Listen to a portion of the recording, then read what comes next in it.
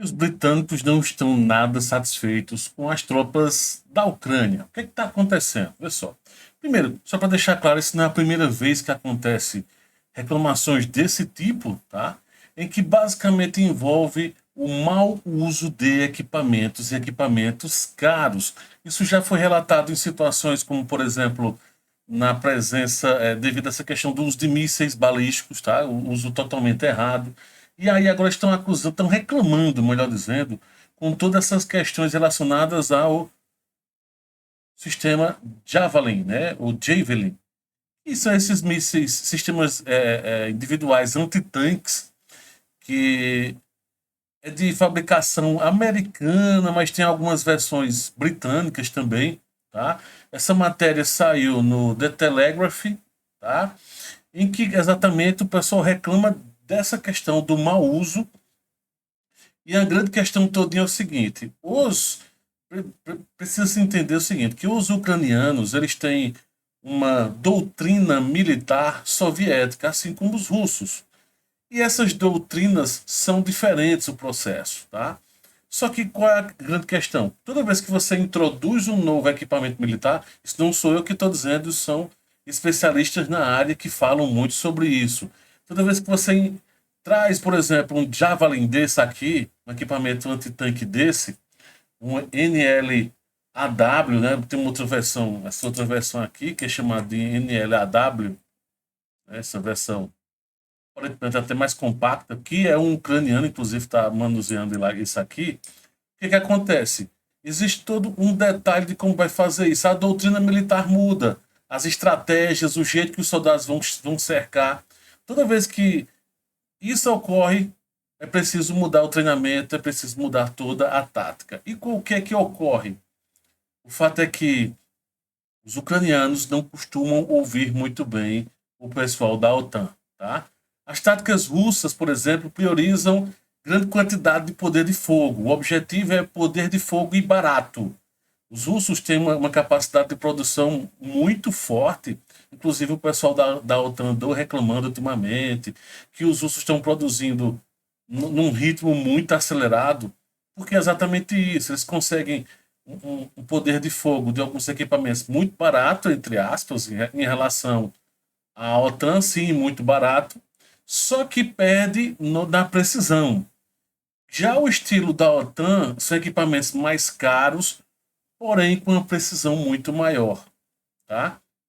Estava vendo aqui um trecho que um soldado britânico, dentro da matéria, né, que treinou ucranianos na Ucrânia, disse ao The Sunday Telegraph que as tropas de Kiev usariam esse tipo de equipamento aqui, NLAW, doados pelo Reino Unido como se fossem RPGs, que são lançadores de granada russo baratos. Só que esse NLAW é um míssil antitanque de uso único, que só um custa cerca de 20 mil libras. A libra está 1,12, dá aproximadamente um pouco mais de 20 e poucos mil dólares por unidade. Então, se for multiplicar aqui por 20 mil vezes 5, 20 mil, fazendo bem rapidinho aqui, 20 mil vezes 5,70, vou arredondar, 75 dólares. Então, mais 115 mil, mais de 100 mil reais, um só tiro. Um só. Os britânicos liberaram cerca de 5 mil desses para o pessoal lá da Ucrânia. E fontes disseram que os ucranianos foram obrigados a compartilhar vídeo de como estavam utilizando esse equipamento, para poder, no fronte mesmo, né? Por mais que os britânicos tenham ido para a Ucrânia treinar, quando chega no campo de batalha propriamente dito, tudo muda. E eles pediram para, olha, filma para a gente ver como é que vocês estão utilizando. Estão dizendo que não está funcionando, como é que vocês estão utilizando? E aí ele mostra no vídeo, né, segundo esse relato aqui do Telegraph, disparando descontroladamente 5 ou 6 NLW desse, NLAW, contra linhas russas, e detalhe, usando ao mesmo tempo, então só nessa brincadeirinha, 100 mil libras, ou seja, cento e poucos mil dólares, nessa brincadeira, entre aspas, mais de meio milhão de reais em segundos sendo desperdiçados, sem nenhuma mira precisa, porque como ele é um equipamento caro, ele é muito preciso em termos de tecnologia, Então tem que saber definir exatamente um bom alvo. Já a questão da Rússia fabrica poder de fogo barato, utilizando obuseiros, os obuseiros mais baratos, tá? Então isso, até a milimetragem russa é um pouco diferente da milimetragem da OTAN, normalmente usa o padrão 155 milímetros. Então existem umas variações e é aquilo que eu falo, equipamentos mais baratos, mais que podem ser produzidos em massa e que o foco é poder de fogo, não é exatamente precisão. O excesso de poder de fogo na localidade termina atingindo o alvo do mesmo jeito e mais barato, né? Só que aí os ucranianos querem utilizar esses mesmos equipamentos como se fossem os equipamentos russos, que são totalmente diferentes, que existe todo um trabalho, tá? Normalmente o pessoal da OTAN usa as armas com um método bem organizado, trabalhando em flancos, no meio, o meio vai fazendo esse tipo de ataque. Já os russos não, vão com tudo, vão com todo o fogo, né? Apesar de existir uma certa lógica de bombardeio, de artilharias, né, de bombardeios, de suporte, de artilharia de suporte, depois infantaria.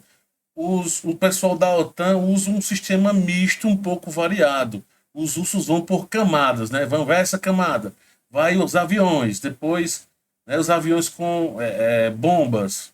No caso, estão usando muito FAB 500 com kit planador, por exemplo. Depois tem alguns ataques de suporte, aí tem o uso dos obuseiros, e aí depois a infantaria. O pessoal da OTAN tenta trabalhar quase que em conjunto. Como existe uma precisão muito forte do equipamento, então não tem problema da infantaria avançando e tá ocorrendo esses ataques ao mesmo tempo. Só que mesmo que tendo uma precisão tão forte como esse equipamento tem, mas os ucranianos utilizarem como se fosse equipamento sem precisão, sem ter um cuidado devido, então tem chance de matar os seus próprios soldados, então eles terminam tendo que recuar. Então existe toda uma problemática grave que não é a primeira vez, tá? Teve vários batalhões que se perderam, teve o caso lá na França, né? Do batalhão não lembro agora o número, 157, o ano de Kiev. Tem o caso do batalhão 155 também.